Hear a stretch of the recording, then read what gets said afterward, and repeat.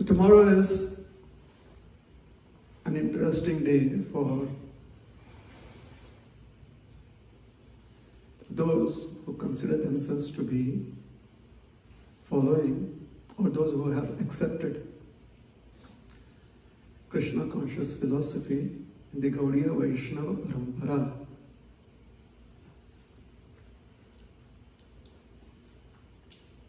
According to the Vaishnava Pancham, our Gaudiya Vaishnava calendar, tomorrow is Jyeshta Shukla Trayodasi,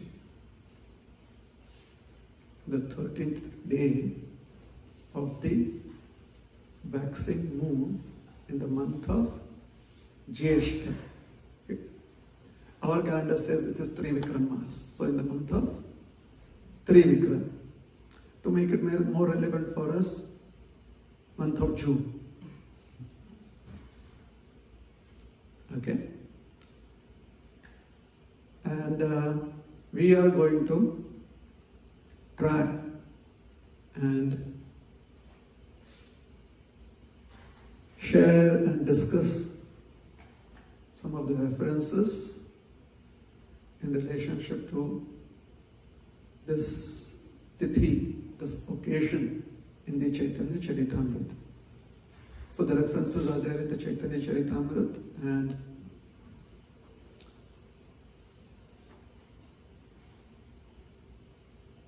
there is also some mention in the Chaitanya Bhagavata. Chaitanya Charitamrita is a very holy scripture in our parampara, in our lineage. So Chaitanya Charitamrita describes the activities and pastimes of the Supreme Personality of Godhead, Lord Sri Chaitanya. So all of us are acquainted with Lord Chaitanya. Yes? Yes. You could always say Hari Bol and hello to him on the altar. We have Lord Gauranga? Yes. So Chaitanya Mahaprabhu, Gauranga Mahaprabhu, Lord Gauranga, they are the same personality. Krishna descended in the form of Lord Gauranga. He had a specific mission in mind, and Krishna felt very happy to be able to expand this mission in our universe by taking on the mood of Srimati Radharani. So mood and mission of Srimati Radharani was accepted by Lord Krishna. So this incarnation is Sri Chaitanya Mahaprabhu. So when he appeared in the holy Dham, township of Navadvip,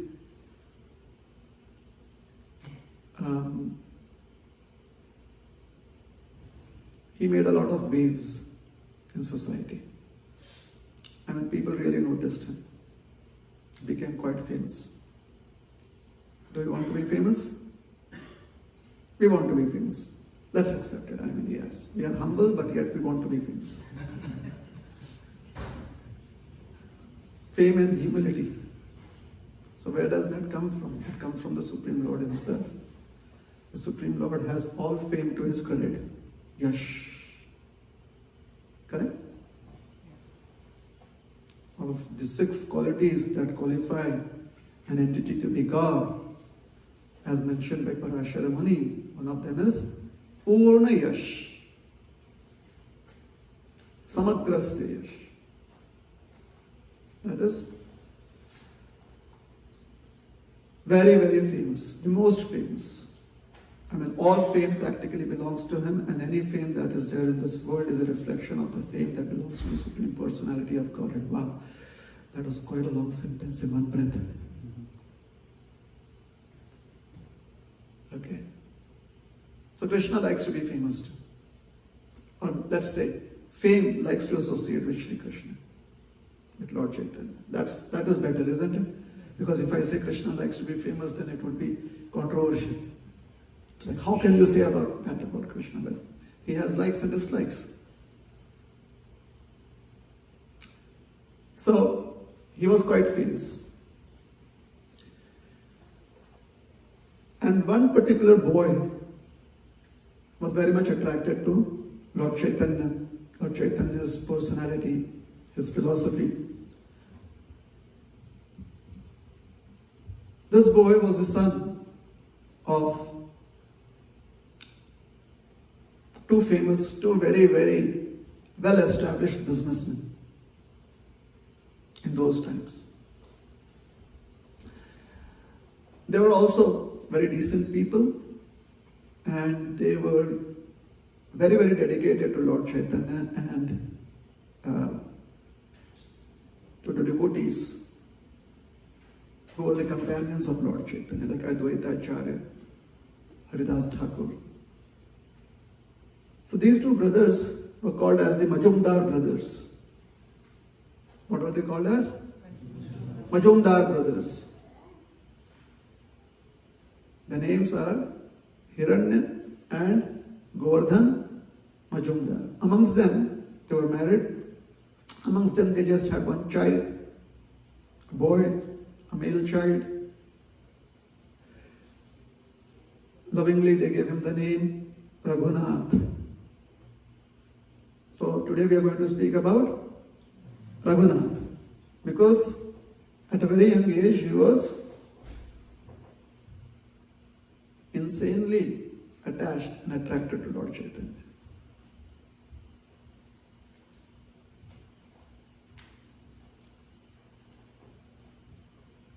There is this idea amongst the followers of the Krishna consciousness movement that one must be mad in love of Godhead. You've heard about it. You like the idea? Do you subscribe to that idea? Mad in love for God.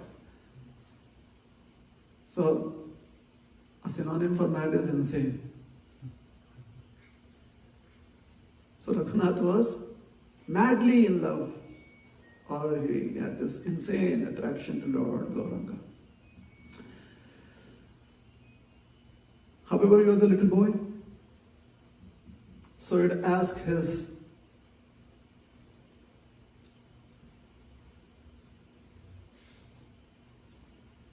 friends of his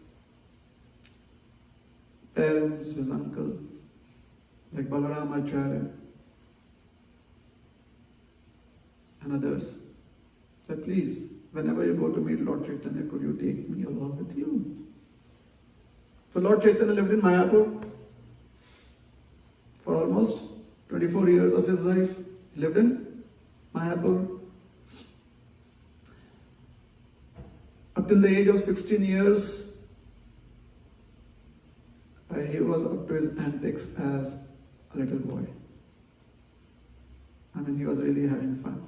So those are some of his famous activities. Post 16, he became very famous as a scholar, 16 years of age.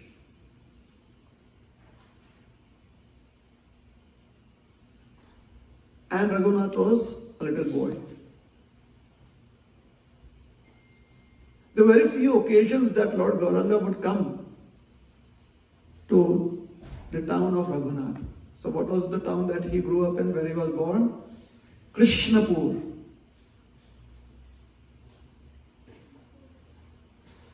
And Krishnapur is very close to Shantipur.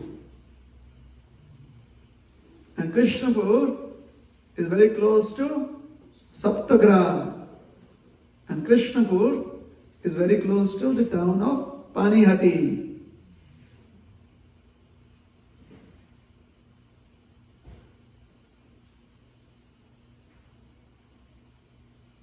So one day, in his teenage years, Raghunath, he heard that Lord Chaitanya at the age of 24 years has taken sannyas. You know what is sannyas? Everyone knows what is sannyas? That's good. So he had accepted the life of sannyasi. Raghunath was devastated. But then he got another inspiration.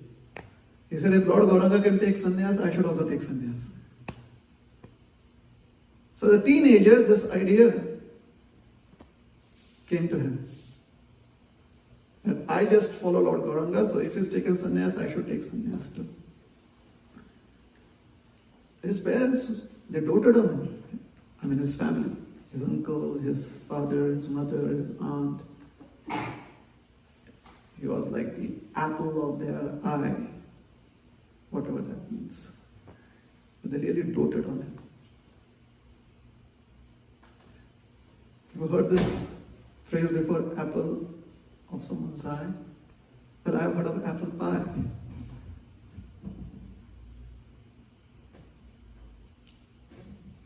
But typically at the temple that we are in, apple pie is more in demand. So apple of their eye. They really had a lot of dreams for their young Raghunath, a teenager. So now he's taken sannyas. Gauranga Mahaprabhu, that was 24 years of age. Raghunath is a teenager now.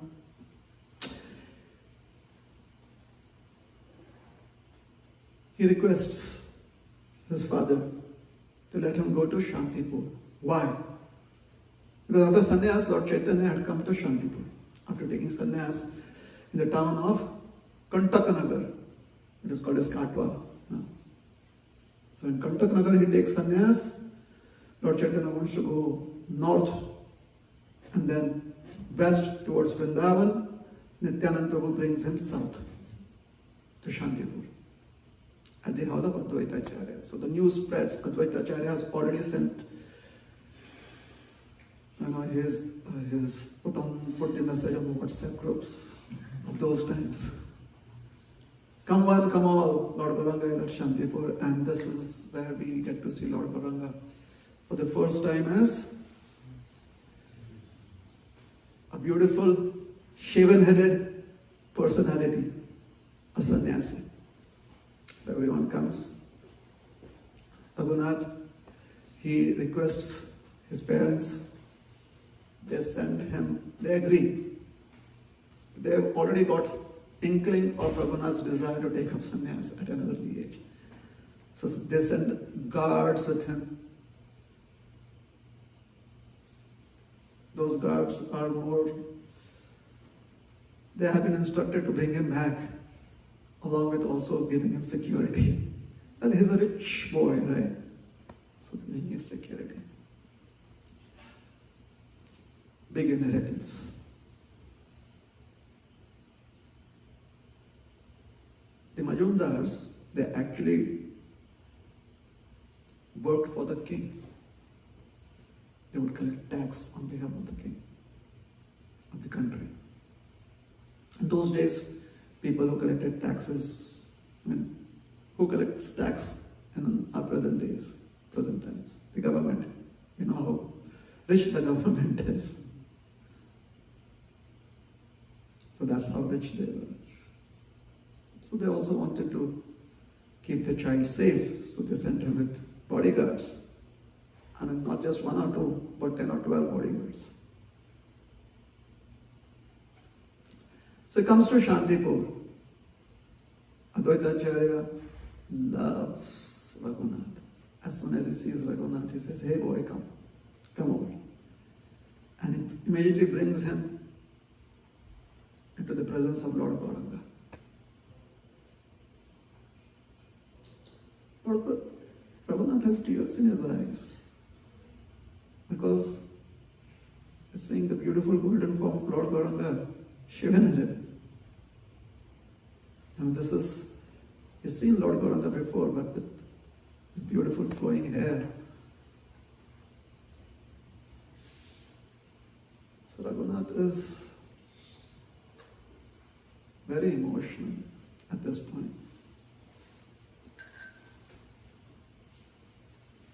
And to be poetic, he was gazing upon Lord Chaitanya as a honeybee would gaze upon nectar.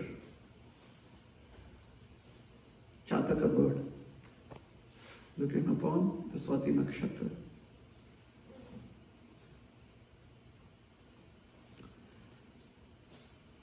So he's already offered his obeisances to Lord Gauranga. And then he speaks his mind. He reveals his intentions to Lord Gauranga. So now we are going to pull up the references from Chaitanya Charitamrita. There you go. Lord Gauranga sizes him up immediately. He's like, okay. Lord Gauranga is very sharp. Well, he is also the Paramatma, so he has access to a lot of data. So immediately sizes him up. He's like, yeah, I understand what is going on in his mind. So Kaviraj Goswami, the author of Chaitanya Charitamrita, this is Chaitanya Charitamrita, Madhya Lila, chapter 16, text 237.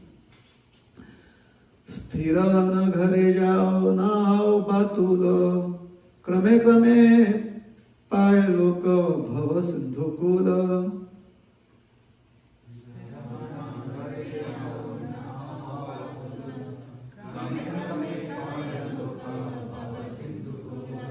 So Bhava Sindhu Kula, cross over the ocean of Bhava, the ocean of birth and death, ocean of material existence.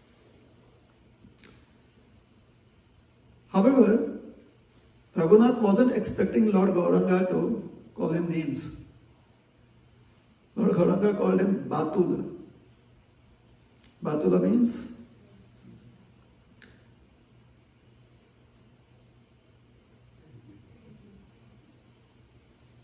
don't cross the line, basically. Don't go overboard. Here it's crazy, right? But you know, Bengali. Any Bengalis here? I know one. Any Bengalis? Would you agree just that the translation is crazy? Or would it also mean something? There's another flavor to it, right? Bhatula. Bhatula simply does not mean crazy. It means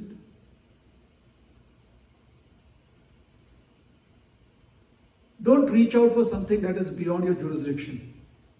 You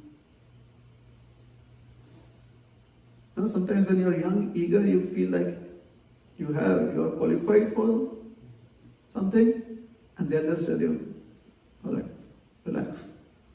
You still have a long way to go. So that is what Lord Chaitanya is implying here. Don't be so crazy. This is not your time. And then he says, the next verse, he clarifies. If you want, you can just remove the purports. We'll just take the verse and translations. That would be easier for you. Yeah. So, the next verse, 238. Yes. मरकट वैराग्य न करो लोक देखाना यथा योग्य और यथा योग्य विषय भुंज अनाशक्त न.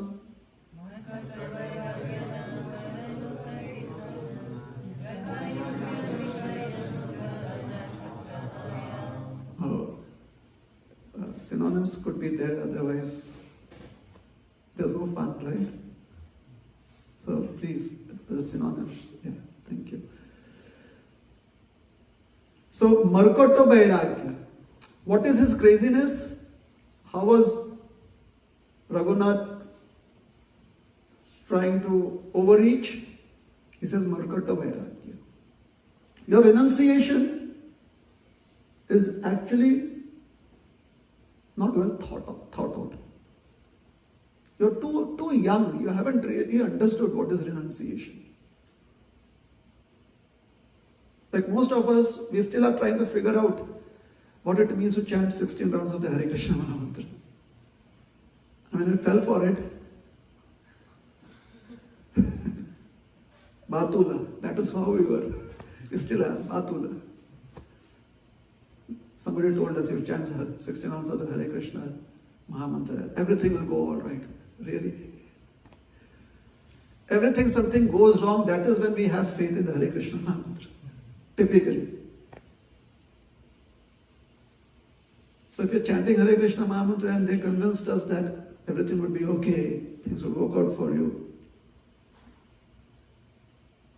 Still, work in progress. Chaitanya Mahaprabhu is calling out Raghunath's idea of renunciation. Because Raghunath also wants to be a sannyasi, because Chaitanya Mahaprabhu is a sannyasi, just like somebody takes initiation, I also want to take initiation. Somebody is chanting 20 rounds, I also want to chant 20 rounds. Somebody is doing Nirjala Ekadashi, I also want to do Nirjala Ekadashi. And then doctor says, hey, you've got an ulcer. Because Nirjala Ekadashi should not give you ulcers.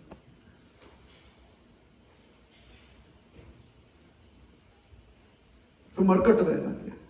Markata Vairagya is monkey renunciation. That's another topic, we are not going to discuss that. Prabhupada has a lot to say about monkey renunciation. Na karo. Don't subscribe to that kind of renunciation, Raghunath. This is Lord Gauranga, he's just all of 24 years of age. All of just 24 years of age, and he says, he's seen the world really. You'd expect that to be spoken by somebody who's in their 50s, retirement, like Warren Buffett. He says, don't buy stocks or something like that. He gives us, this is experience talking. Lord Gauranga says, don't go for that. Naka. Because you may not realize it at this point of time, but actually you are under peer pressure. Actually you are looking for loka khyati, appreciation from the community. We face that? Maybe we have faced it, right? We need to be valid, we seek validation. We need to have some validation from the community that we are in. So what is the validation that we receive in our community? Typically it should not be like that, but till the time somebody is not initiated, everyone is kind of encouraging them, and as soon as they are initiated, there is validation, and after that everyone forgets who they are. They're like, oh, you're already initiated, now it's done for you.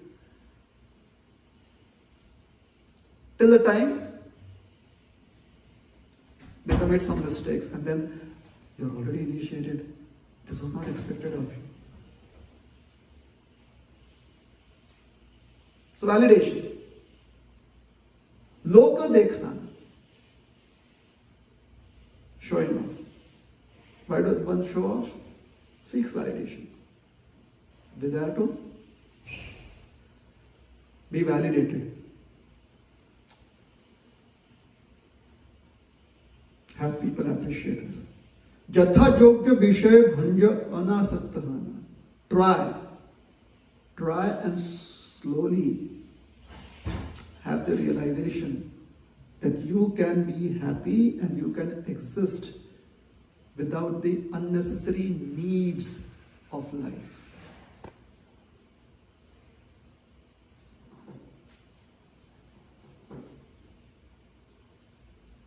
For example, how many of us could be comfortable with one beat bag throughout the life?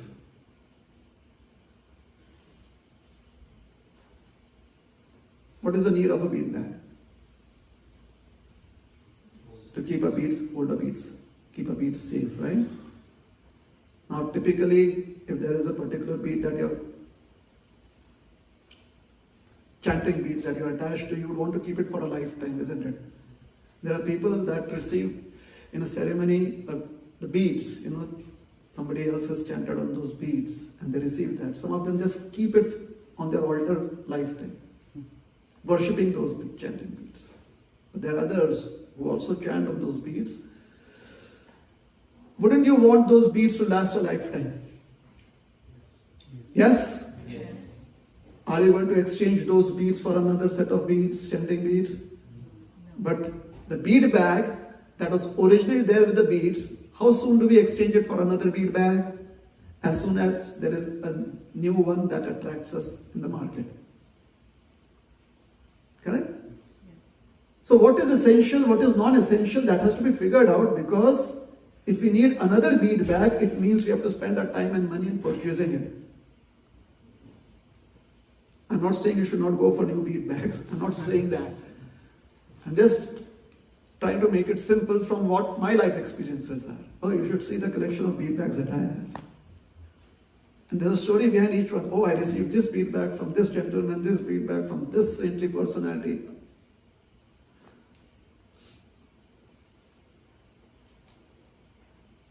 I went to this holy place and there I found this bead.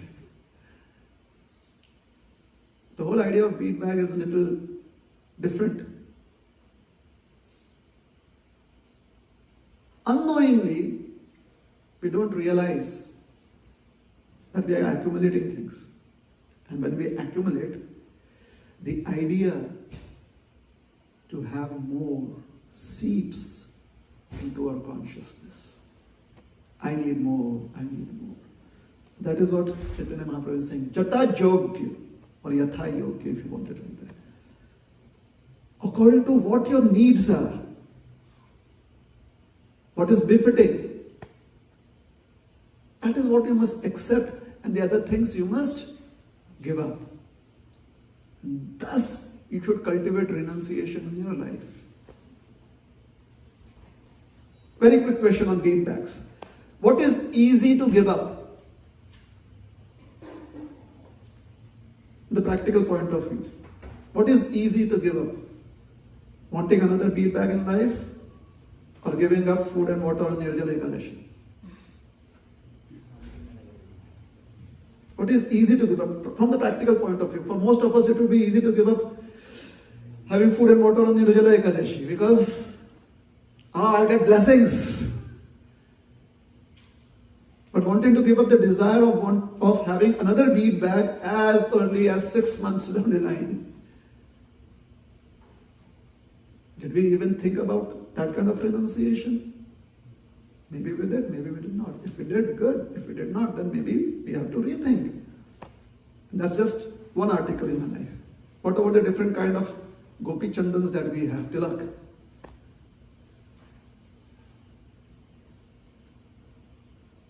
In the good old days, when people did not have access to Gopi Chandan, they would just take Ganga mud. I mean, people would take Tulsi mud. Tulsi plant, wherever she is growing, the mud, the earth in which she is growing, that is sacred. That could be used as tilak. Please don't do that without potted Tulsi plants in a collector.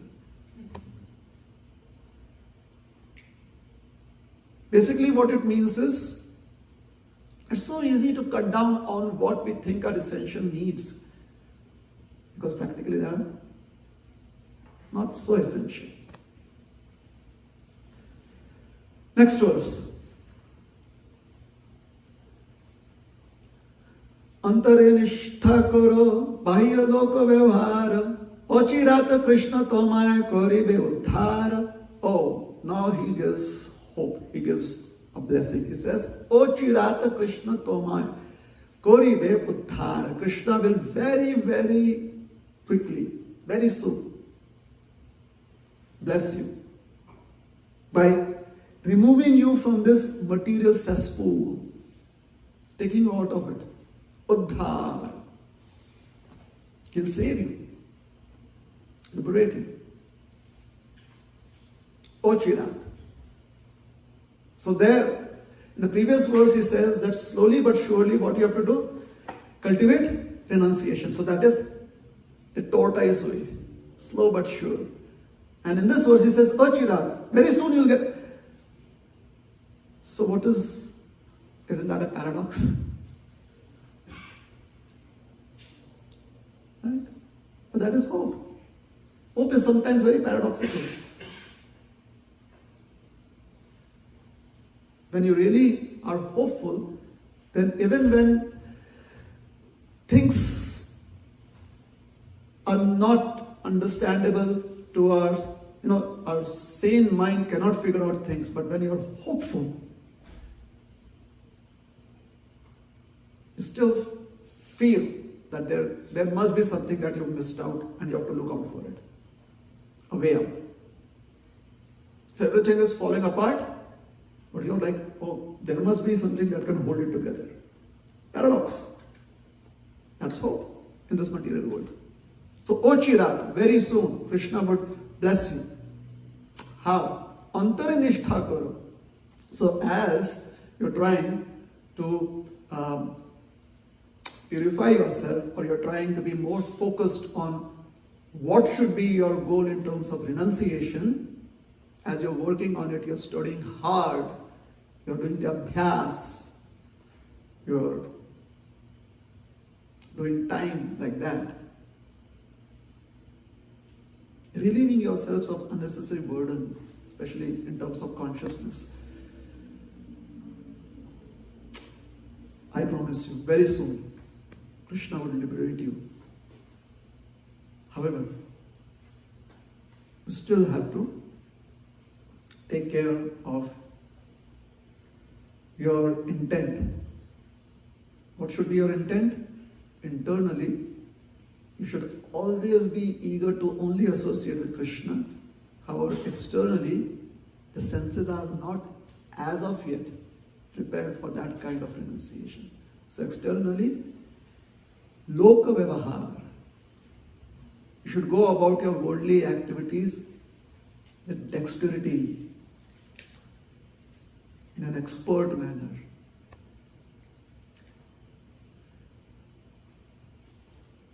There would be people above 40 in the audience, 40 years of age. Please raise up your hands. Under 20, please raise up your hands. Okay, those who are above 40, do you know someone very close to you in your family or an acquaintance under 20? Do you know of them? Please raise up your hands, those who are above 40. This could apply to all of us from that point of view. How do you address the enthusiasm of someone who's under 20, like Raghunath Das, who says, I just want to chant Hare Krishna, go to Vrindavan, and I'll think about my future, my career later on. Familiar? Familiar scenario? Here's some helpful tips from this verse. Isn't it? But typically, as grown-ups and elders, we would only give one side of the picture. Oh, if you're completely focused on Krishna at a very young age,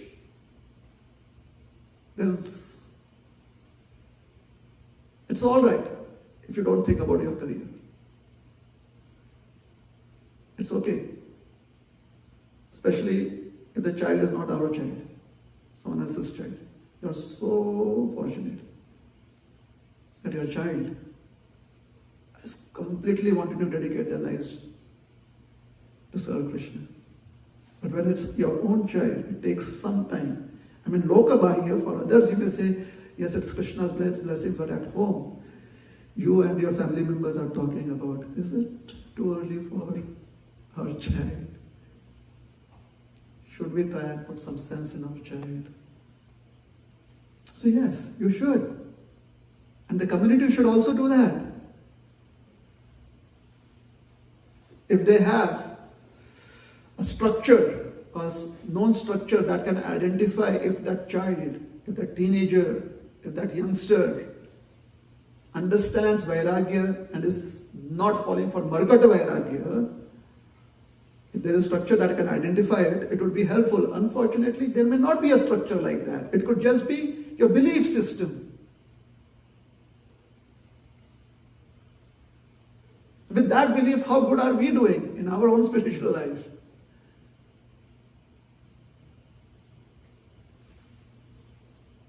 Don't we try to be a little practical in our own spiritual lives? We should try and encourage young men and women who have not as yet very well formulated their experiences of life as a human being in the human species. We should encourage them according to these terms that were given by Lord Gauranga, see, if I had done that without references, I would have been in a hot spot. But here I have reference. And this is my take on this reference. On these references. Yes? So Lord Chaitanya is encouraging Raghunath Das Goswami to graduate, finish college, things like that, according to our terms, because he is already enrolled into making something out of life. Already enrolled.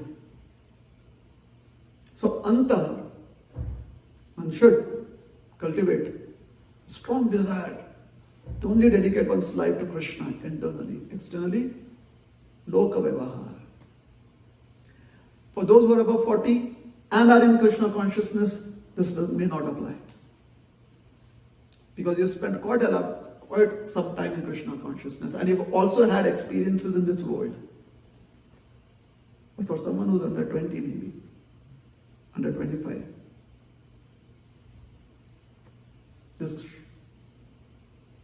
should be looked at. This perspective, this approach should be looked at. So anyways, Lord Gauranga has told Raghunath that this is what he should be doing. Raghunath understands the final judgment has been given for now. He goes back. And it takes that instruction. Chaitanya Mahaprabhu had just given a suggestion. He doesn't say Amaragya. He doesn't say this is my instruction. He just gives a suggestion. This is what you should do. Raghunath takes it as an instruction. So everyone is free to choose how they want to accept words of advice in their lives. And whatever you choose to do is good for you. Till you find a better way to look at it. So we should not always try to become a clone of someone else. Somebody else could easily eat 10 rasgullas and be good with it. Or 4 samosas and 3 slices of pizza. We may not. We may not be Virkodar like Bhima Singh. So since Prabhupada said prasadam is the way to go back home, back to God, it doesn't mean we become a clone of that person who has a nice jataradini, nice digestive fire. No.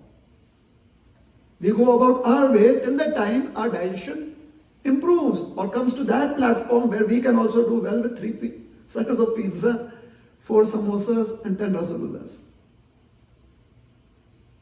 And not feel insecure that, oh, I am not so devotionally inclined towards prasadam.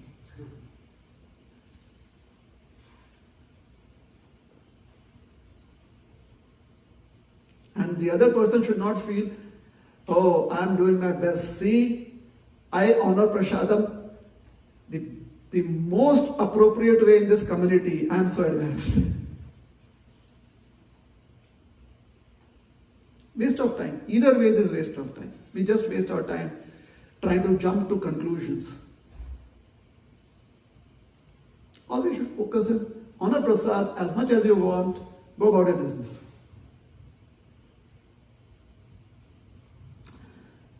So Lord Raghunath has gone back home. Lord Gauranga has departed to Jagannath Puri. So Raghunath has accepted the instruction of Lord Gauranga and is following it. He becomes so good at it. The Chaitanya Charitamrita gives a reference that he was so good at it that he actually resolved a very, very intense conflict between another tax collector and his elders, his father and his uncle. He resolved it at this young age. It's like there was some talks about Google and Amazon wanting to merge But they had differences, conflicts. Raghunath jumps in and gets the merger done. That was how relevant that was. Raghunath's action was at that point of time. Very relevant. He brought about merger of perspectives between two personalities who were very, very suspicious of each other. Like intensely suspicious of each other, and it could have escalated and maybe become violent, or somebody would have had to go behind bars, prison. Raghunath resolved it. And the way he resolved it made both parties have tears in their eyes. My dear God, oh my Lord, we are so blessed to have this child with us. And this is the future of our society, of our community. This child would be a leader in society. That is how they felt about it. The future generation is in good hands.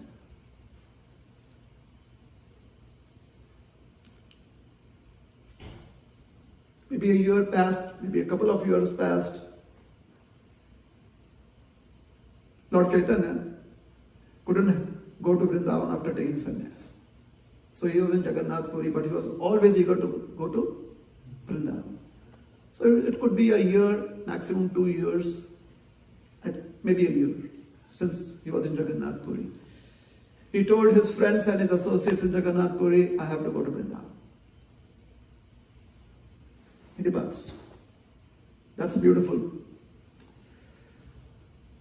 Prasanga. It's a beautiful, there's a beautiful description of all that happened when Lord Gauranga wanted to go to Vrindavan for the second time in his life.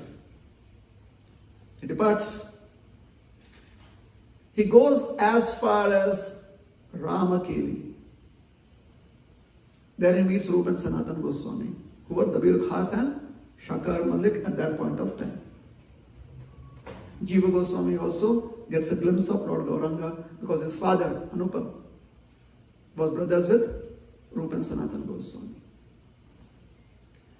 He takes a boat across the huge, expansive waters of the river Ganga and goes to a place called as Kanai Natshala and turns back. He doesn't go to Vrindavan any further. He has to return back. So Kanai Natshala is more north and west on the way to Vrindavan from Navadvip. So since he has to return back, Lord Gauranga says, why don't I just go back to Navadvip and the places around Navadvip on my way to Jagannath Puri? So he comes to Shantipur once again.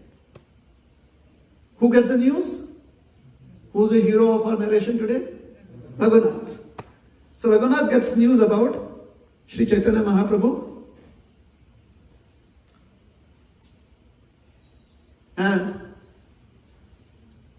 he's always meditating throughout this entire year and a half. He's meditating on Lord Gauranga and his instruction. So according to those instructions, he had tried to do his best. His heart was still just wanted to leave all these attachments, all these connections that he had in terms of family, in terms of career. He just wanted to leave all of that and just be a wandering mendicant. So Lord Raghunath hears of Lord Gauranga going to Kanai Natshala and returning back. So he hasn't come as of yet to Shantipur. It would take some time for him to come. So he's so eager to reach out to Lord Gauranga because Jagannath Puri was way far. But now he is within reach. Every day he would run away from home. Try to go wherever Lord Gauranga was. So Ramakeli, you try to go to Ramakeli. In between Ramakeli and Kanai Natshala, you try to go to Kanai Natshala. Before Ramakeli, whatever village he would hear Lord Gauranga was in, he would run away from home. And his parents would immediately realize this. They had put a tracker on him, something like that. They put a tracker on his feet. So immediately, beep, beep, beep. They would realize he's running away. They would send people after him. They would run after Raghunath, catch up with him. Because Raghunath did not really have good means of transport. They had good means of transport. They had eyes on the ground. The people. So the Majumdars had their own FBI working for them. So they would immediately know where Raghunath was. They would catch him and bring him back. And this would happen every single day. But his parents had practically given up on Raghunath, but they would not give up on their own hopes. They had given up on Raghunath, that this boy is completely lost. He has completely been enamored by Lord Gauranga, so he is lost. But they would not give up on their hopes. So every time they would try to bring him back. So then Lord Gauranga comes to Shantipur.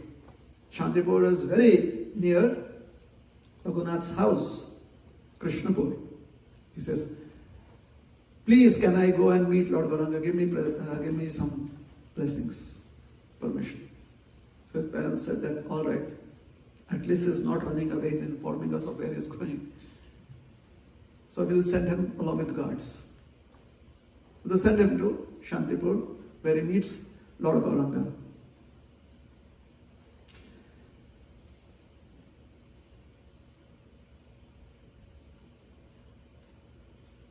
Now, there Lord Gauranga, oh, I'm sorry. This is my mistake.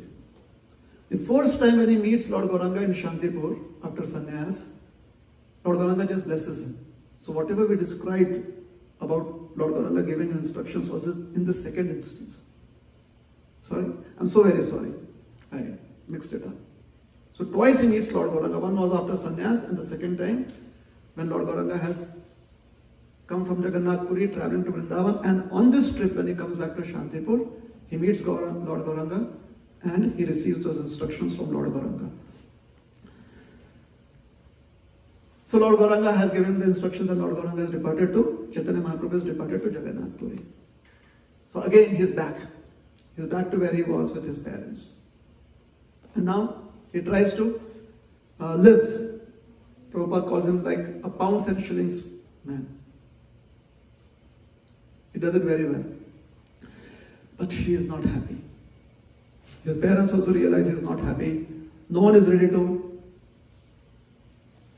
change the situation. His parents don't want to leave, and Raghunath Das Goswami doesn't want to stay. So it's status quo.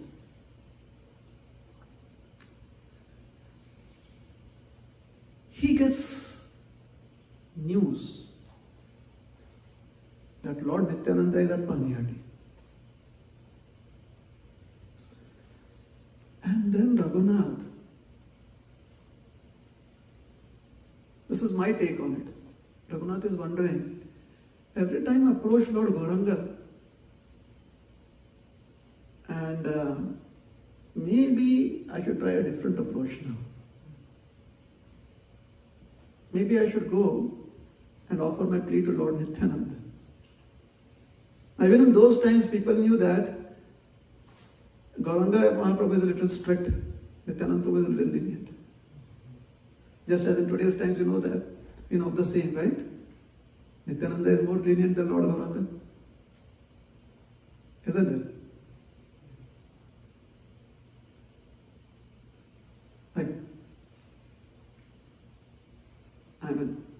If you want to also accept that designation, it's up to you. But let's say, in today's times, I am the Madhai. Somehow or the other, there is someone that I know whose jagah hai.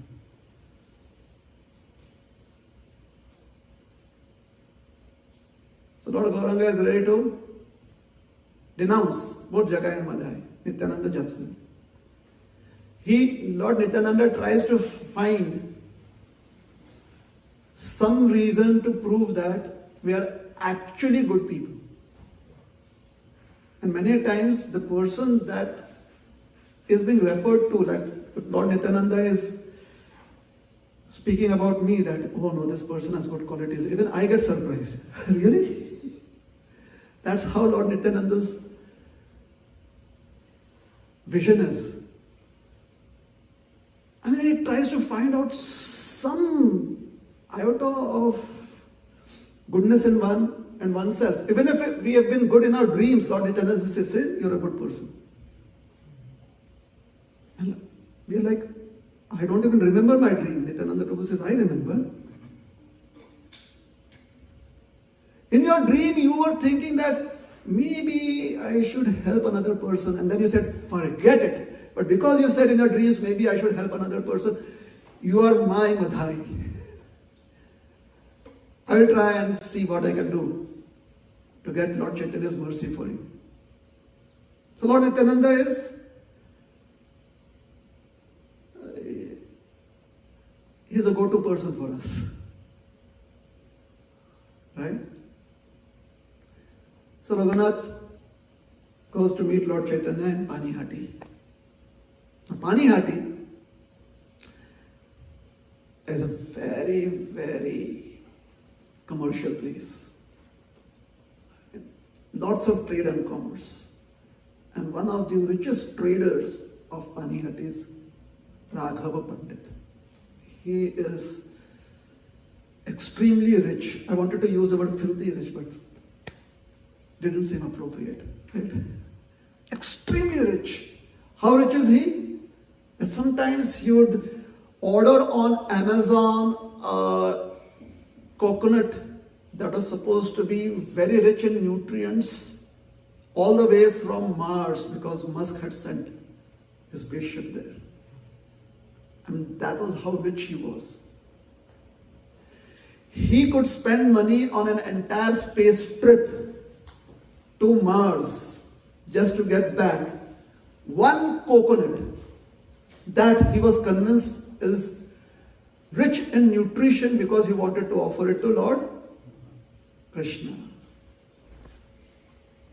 Does that, I mean, sorry for the way I'm presenting it, but I wanted to make it relevant. If I just used a word from Chaitanya Charitamrita, it was like, oh, maybe he was rich.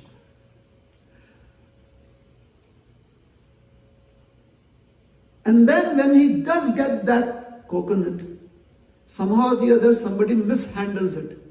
You know, at customs, it gets mishandled. And he rejects the coconut. He says, let us send another spacecraft, another spaceship to the planet Mars and get another coconut. Like a multi-millionaire, Raghava Pandit.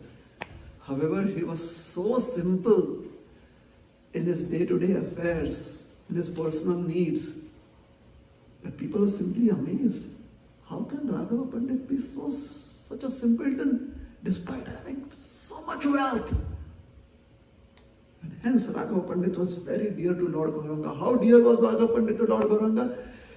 Chaitanya Mahaprabhu would stay in Jagannath Puri as Gauranga Mahaprabhu or Sri Chaitanya Mahaprabhu. He was in Jagannath Puri, but every single day when Raghava Pandit would make an offering to Lord Krishna and Lord Gauranga on his altar, then in a mysterious way Lord Gauranga would travel all the way from Jagannath Puri to Raghava Pandit's house and personally accept his offerings. And Raghava Pandit, my dear Lord, also eat this. Raghava Pandit didn't make offerings like we made offerings. Like you put it behind the curtain, close the curtain, come outside, sing Bhogat, you do our Gayatri, chant Hare Krishna Mahamantra, go back, open the curtain, remove the plates. No! He would personally, Krishna, please have this. He would have his servants do the offering. Servants means he had hired people because he felt I should have people who are really qualified in this process of making offerings, who know how to do the upacharas. He would hire them. But personally, he would be meditating. He would be meditating on how he is making that offering to Lord Gauranga. He would be like, take this shukta, take this shaft, take this.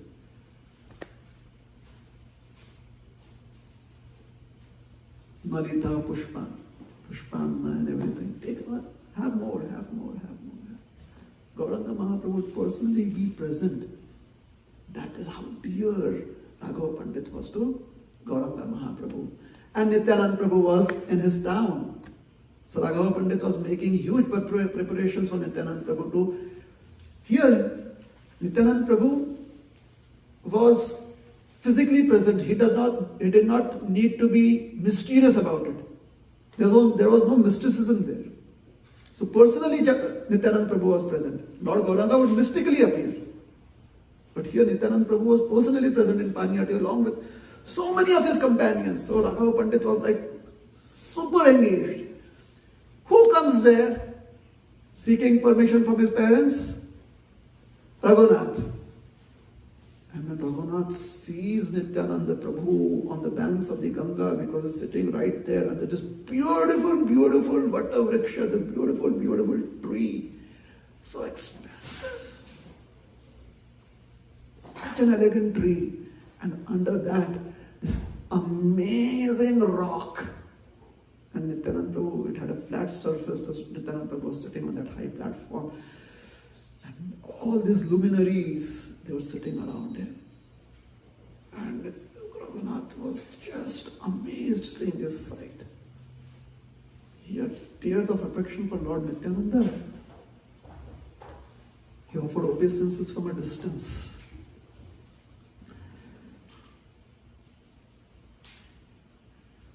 Somebody told Lord Nityananda, one of his associates, Raghunath is offering you obeisances from a distance. Nityananda knew who Raghunath was. Nityananda worked personally. He was following Raghunath on all social media. That was how dear Raghunath was to Nityananda. Nityananda would always keep updates about Raghunath. You would just search on AI, Perplexity, Google, what is Raghunath up to right now? So when somebody informed him, Lord Raghunath is here, he's like, where is he? Where is he? Where is he? Where is he? And Nityananda is Nityananda. He has super sight, zoned in unto Raghunath. He saw Raghunath offering obeisances from a distance. Can we go to Antya Leela 6.47, please? Yeah, we are done with this. Oh, sorry. So he sees, Lord Nityananda sees Raghunath from a distance. He says, aha! Nityananda being Nityananda. Nityananda has this, he is insanely humorous. He likes to, in a very, very good way, pick on people. Like he would pick on Advaita Acharya. Sometimes Srivas. Only with Lord Gauranga he is always grave. Occasionally with Lord Gauranga also you do that. Occasionally, very occasionally. But generally he was very grave. With the rest, you would like always try to pull them in. Whenever you got an opportunity. But in a very, very good way. Healthy. So when he looked at Raghunath, he says, Shuni Prabhu kahe, when Prabhu heard that Raghunath is here, Chora dini darshana, I see a thief. And everyone's like, Raghunath is a thief? I mean, let's suppose somebody that we respect a lot. No, sometimes we may use the word our Guru Maharaj or Siksha Guru, Diksha Guru, those terms, right? In those terms. They are sitting on us and they look at us, thief! For a moment we'll feel happy, but later on, we know that in the audience of you, somebody in the audience is going to have some different idea about oneself. Nobody in the audience of Nityananda Prabhu, his companions, had misgivings about Raghunath, but they are like amazed. Thief! Chora dili darshan, see a thief has come to meet us. Aye, Aji, come here. Tora karimu dandan. I'm going to punish you today. Like Nityananda is so eager, happy. Today I get to give punishment to someone. That is God, Nityananda. It's fun to be with Nityananda Mahaprabhu. He has this mood of Vrindavan, like in every core of his body. He's like Krishna. Balaram was sober there. Krishna was always at his pranks. But here, Nityananda Prabhu said, enough of Balaram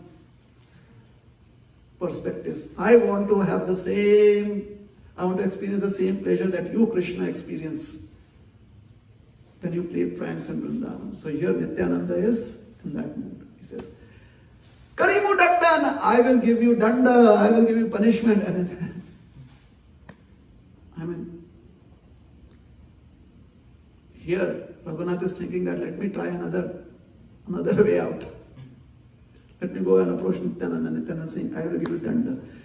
And then Nityananda Prabhu tells him that as punishment, you have to feed all of my companions and myself with chida dahi. But Raghunath doesn't just stop short of serving chida dahi, he also serves not just dadhi chida, it is also called as dadhi chida or chida dahi, dadhi chida. He also serves it with dugdha chida.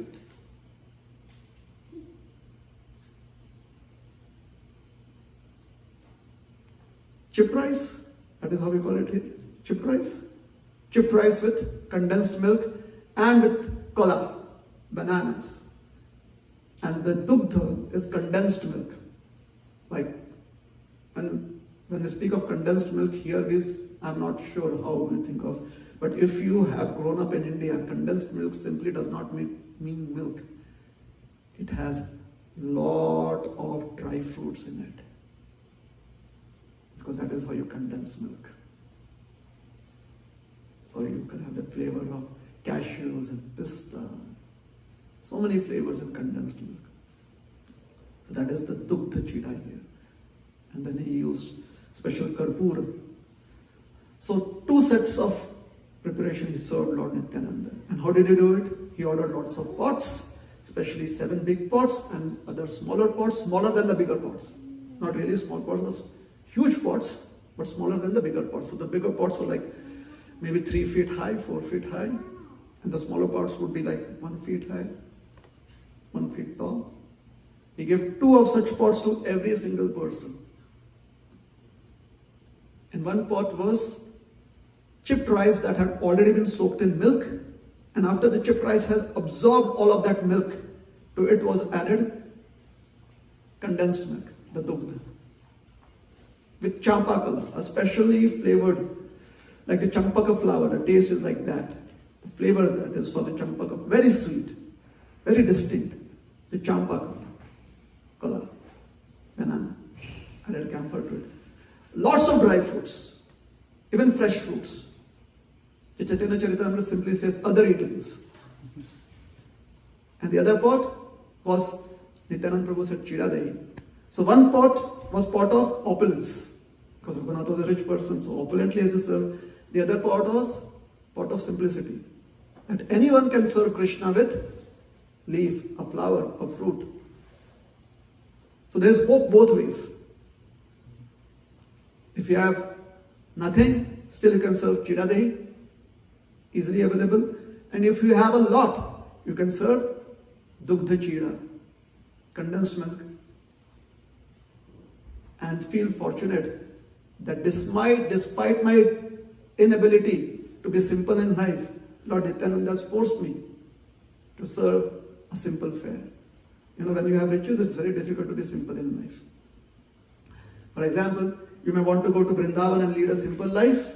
Like, I will live in a little room and I will eat only khichdi.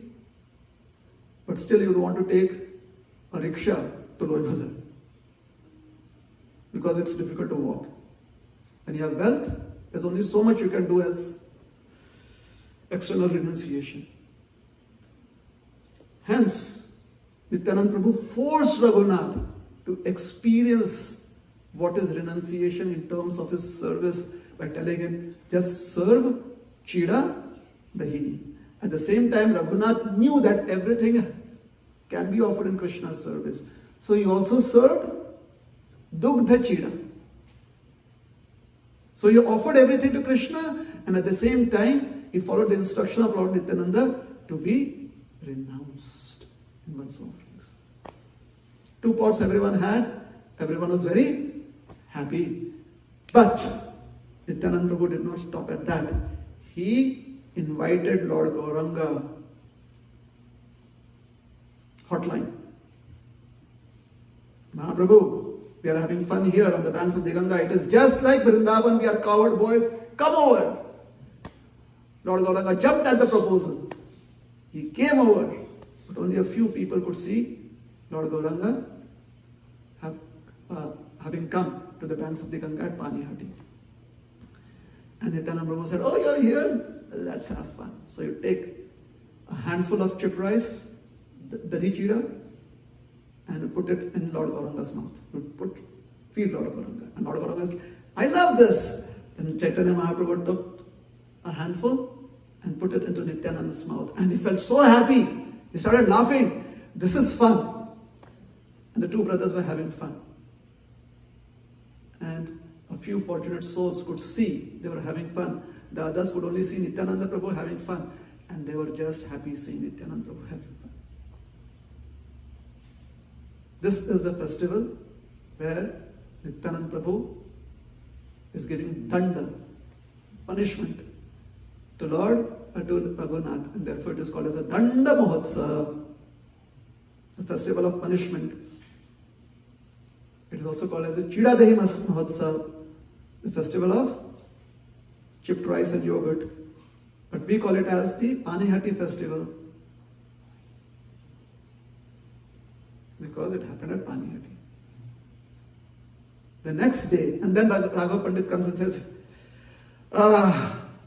what can I expect of you, Nityananda? I make all of this, and he brings all of the preparations to the Ganga, the banks of the Ganga, and he distributes all of that, and he says, I cook so much for you, and you don't even care about what preparations I have made. You're sitting right here on the banks of the Ganga, and you're enjoying the Hichira. Nityananda Prabhu says, I'm a cowherd boy, I'm in Vrindavan, and you're also a cowherd boy, you come sit, you also take the Hichira. So he gives him the Hichira too. And Raghav Pandit is eating and he's like, but what about the prasad that I made? Nityananda said, in the evening I'll come to your place and there I will honor prasad. So in the evening he comes to Raghav Pandit's place, all of his companions come. But they're not just going to have prasad, they have a huge kirtan. Raghunath is watching the kirtan, but he wants to serve. So Raghav Pandit says, come with me to the kitchen. And Raghunath assists Raghav Pandit and his other assistants in making a elaborate feast for Lord Nityananda and his associates. When Lord Nityananda honors all of that, he says, hey, where's Raghunath? Because Nityananda Prabhu keeps updates on Raghunath, right? Hey, where's Raghunath? Raghav Pandit says, please, sir, you have fun. I will take care of it. He says, no, you should also eat. He said, I will make arrangements for him to eat. And after Lord Nityananda had eaten, and if there were remnants, he takes those remnants and gives it to Raghunath, and he says, this, by honoring this prasad, all of your desires will be fulfilled. So Raghunath honors the prasad. That is not true. He distributes it to his companions first. He says, even they should get the mercy of Nityananda. However, amongst all of them, only Raghunath could access the mercy in terms of renunciation, the others could not. So even when we get blessings, it depends upon how we absorb those blessings. Is the way blessings manifest. So Raghunath says that it's late. He says it's late. So Raghav Pandit tells him, don't worry. Tomorrow you can approach him privately. So the next day, Raghunath approaches Nityananda Prabhu privately after his bath and before his meal. And there, Nityananda Prabhu, he makes a submission to Nityananda Prabhu. Basically, he says that, my dear Lord, it is time. Please, let me have complete shelter of Chaitanya Mahaprabhu. Let me spend every moment of my life physically, emotionally, on all aspects, serve Chaitanya Mahaprabhu. Nityananda Prabhu looks at his associates and says, all of you please give blessings to Raghunath. He has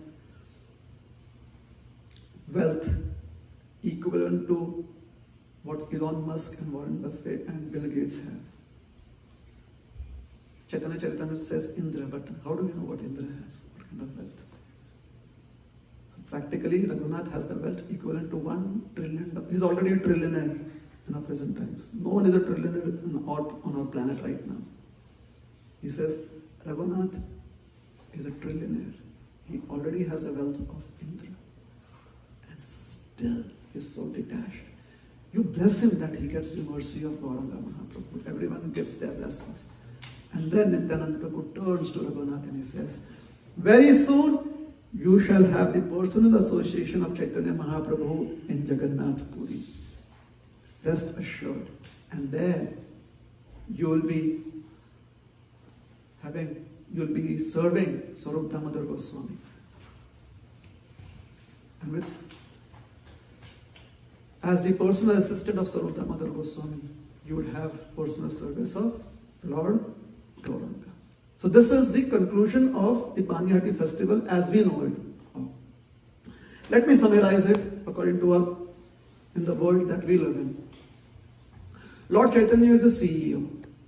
Nityananda Prabhu is the recruiting agency. You know how recruiters go out? A CEO trusts a recruiting agency more than spending time personally recruiting people. So when Raghunath approached Lord Gauranga personally, Lord Gauranga gave him instructions. But the recruiting agency, Nityananda Prabhu, their business is to already look at all the aspects that the candidate has. So Nityananda Prabhu perfectly sized him up. Now we, as a candidate, when we apply for a job position, do we actually know what part we are going to play in the team? We may not. But the team knows where we can fit in. So Nityananda Prabhu knows exactly where Raghunath is going to fit in as the assistant of Swarup Damodar Goswami. So maybe Chaitanya Mahaprabhu and Nityananda Prabhu, they must have been discussing about Raghunath. Maybe Nityananda Prabhu knows exactly who fits where, what is the job description. So if we want to take it as a mystical blessing that, oh, Nityananda Prabhu gave a blessing, we could take it like that. Very good. Or if we want to approach it from our own practical experiences, then we are the recruit. Nityananda Prabhu is a recruiting agency. Nityananda Prabhu knows exactly where we fit in. And Chaitanya Mahaprabhu is the CEO. And what is our business? What is the business that we are in? Especially in the Bay Area, what is the business? Our family business is book distribution. At ISV, isn't it? So our business is to serve Krishna. That is the business we are in. And in very simple terms, it is called as being in Krishna consciousness. Hare Krishna, Krishna Krishna, Hare Hare, Hare Rama, Rama Rama, Hare Hare. So any quick feedback, thoughts?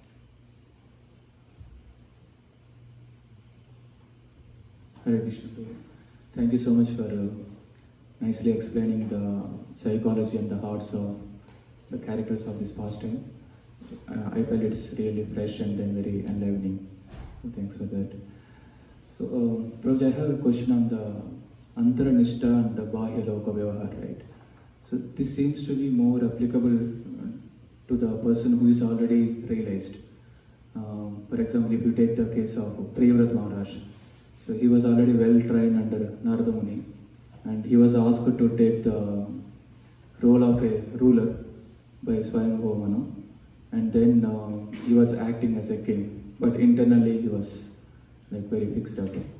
So for a sadhaka, practicing sadhaka, right, it's like more of Bahya Nishta. When you come in association of devotees, right, we show that we are practicing nicely and all. But internally we have this Loka Vyavahar, I mean the contemplation of the material things. So how do we, but we also see that Chaitanya Mahaprabhu is instructing this to Raghunath Das Goswami when he was not yet renounced. So how do we practically take this instruction? Is this actually meant for sadhakas? That's what my question. So there is the aspiration to be good at or seek perfection at what we want to achieve. And there is a reality that seemingly appears to be contradictory.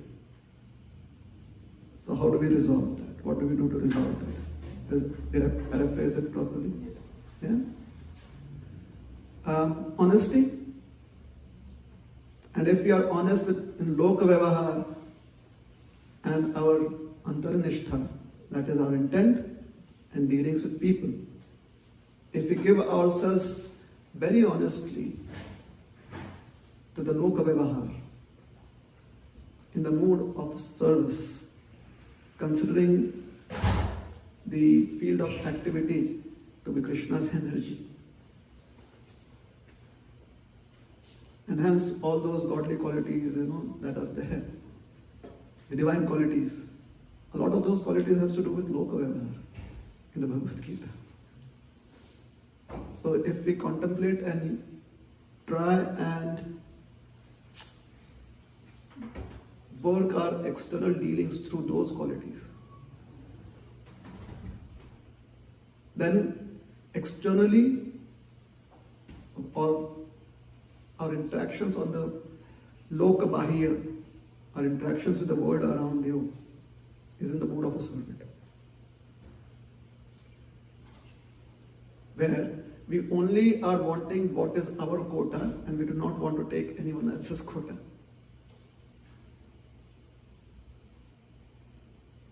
Satyanishtha or Pramanikta, sincerity, honesty in those dealings. Many a times our Loka Vyavahar is, there could be corruption in our Loka Vyavahar, and it could affect our Antarnishtha. What are we good at, Antarnishtha or Loka Vyavahar? We have more skill sets for Loka Vyavahar than Antarnishtha. So let us try and make our Loka Vyavahar, let us try and make our external dealings more compatible with the philosophy that we have. Let us try and be simple in our dealings. What is the word for that? There is, for duplicity, what is the word for duplicity that we have?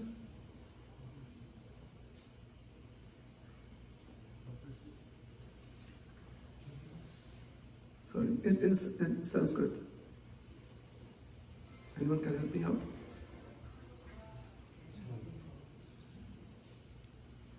Kapat. Kapat, you've heard that word? And have you heard that it is very difficult for a kapata to get the blessings of the Supreme Lord? You've heard that? No duplicities. No duplicity within us. Hypocrisy. What are we supposed to be? Simple. So what is the word in Sanskrit for simple? There is kapat and there is, yes, saral, saralata.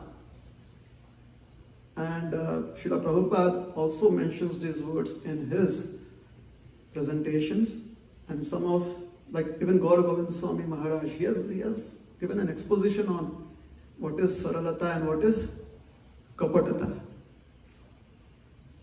So what is saralata and kapatata? What is this? That one must try and be free from kapat or duplicitousness. And one must try and be simple in our dealings. Loka Vyavahar.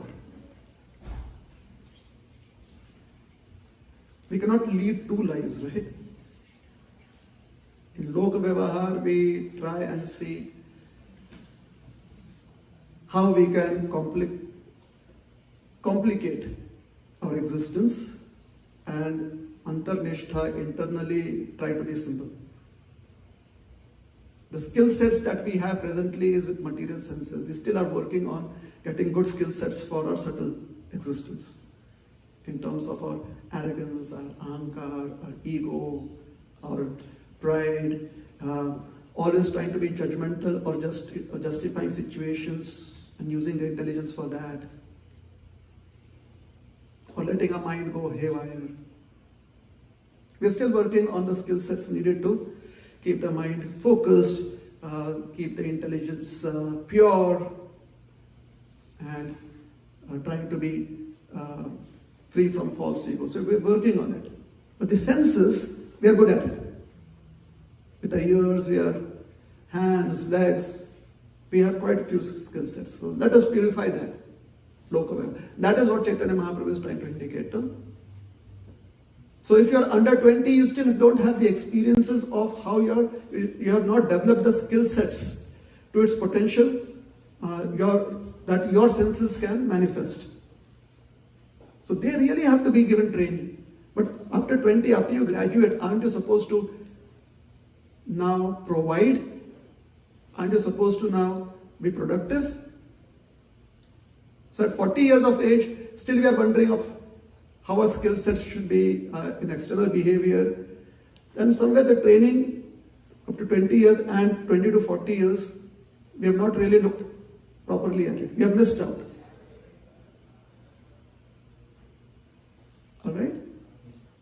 So if we are very good at Lokavaya, which most of us will be, if we have lived life, we know what it takes to keep ourselves happy and peaceful. It's simply keeping others happy and peaceful. Is it? Family life? What is the best way to be happy and peaceful? Like wives, what is the best way to be happy and peaceful? Keep the husband, the children happy and peaceful.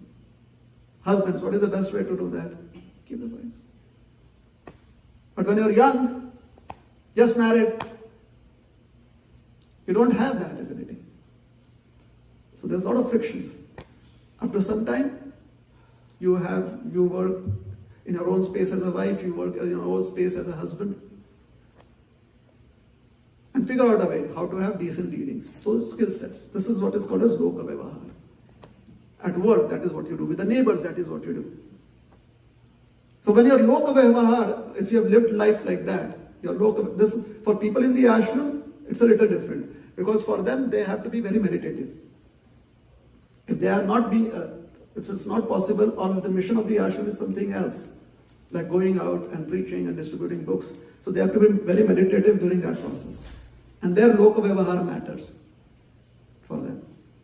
Typically, for an ashram, it is more like meditation. Focus on reducing your external engagements and focus more on sitting down in one place on Ekadashi and at least once in 15 days sit down on Ekadashi and do what? Let your minds feel easy with the chanting of the holy names. Once in 15 days, maybe once in a year, whichever. That is for the ashram people to do. They have to develop primarily those skill sets. So, Lokavaya has to be, or the way we deal with the external world, that has to be properly aligned with the philosophy that we believe in. And then, in the meantime, we work on the skill sets needed for internal purification. What are those skill sets?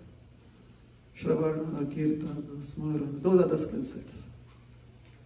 Shravana, Kirtan is not just hearing with your ears, speaking with your tongue. Like for example,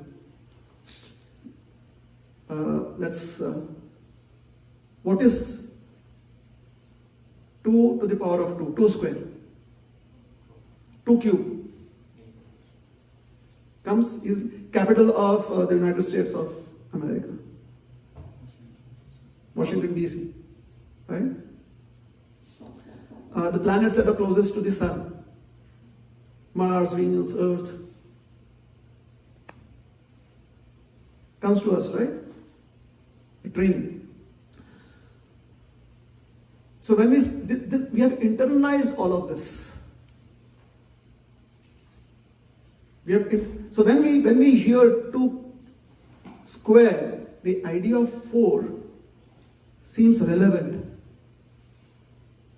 So when we are chanting Hare Krishna, Krishna Krishna, Hare Hare, Hare Ram, Ram Ram, Hare Hare, it should feel as relevant as 2 square is 4. Both are concepts, isn't it? 2 square is 4 is a concept, right? Do we see that manifesting? Do we see any element manifesting in the external world as 2 to the power 2, 2 square? It may manifest as 2, but 2 square is a concept that we apply. The mind, this is the subtle, internal, antar. So similarly, Hare Krishna could be just using the tongue, chanting of the Hare Krishna Mahamantra, or internalization could be there. For a child who's just in 6th grade, or no, 8th grade, and they learn square roots and squares, they don't internalize it.